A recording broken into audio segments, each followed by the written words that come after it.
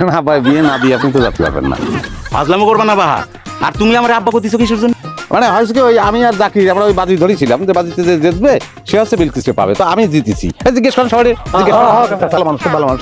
আপনি অনুমতি দিলে ঘটনাটা ঘটে যায়। আচ্ছা, তার মানে তোমরা সবাই এখন আমার সম্মানিত মেহমান। তো তোমাকে তো তাহলে এইভাবে ঘরের ভিতরে নিতে পারি না। পালকি হলে খুব ভালো হতো, কিন্তু এখন এই যুগে পালকি না হলেও চলে, আমি কিছু মনে করবো না। তারপরে কিছু আয়োজন তো করতে হয় না, আয়োজন কিছু করতে হয়। তোমরা এখানে দাঁড়াও, আমি আসছি। শ্বশুর বাড়ির আদর কিন্তু শুরু হয়ে গেছে। আদরের পরে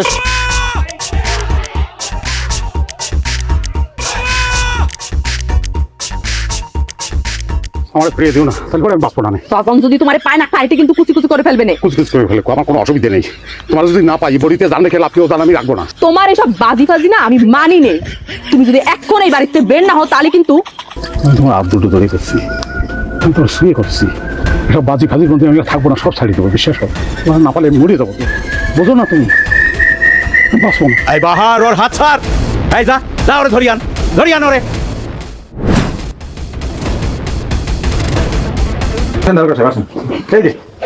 এই লোকের নাম বাজি বাহার। সে দেশি বিদেশি কত রকম খেলা আছে, সব খেলায় কোটি কোটি টাকা বাজি ধরে।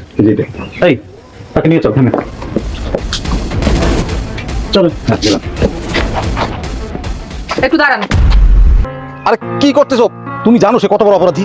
আপনি চুপ করেন। আমরা দুজন দুজনের ভালোবাসি।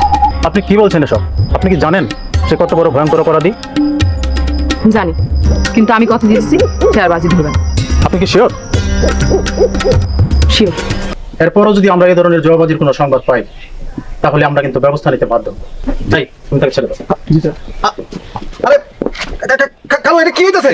আমার মেয়ের মুখের উপরে আমি কোনো কথা বলি না, সেটা তুমি জানো। চমৎকার আব্বা। কি কথা দিছিলাম মনে আছে তো?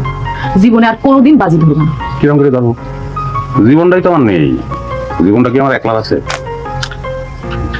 ভাই, জীবনটা একলা আছে, জীবনটা দুজনে হয় না। জীবনটা হচ্ছে দুজনে, বুঝছো? আব্বার কাছে দেখতে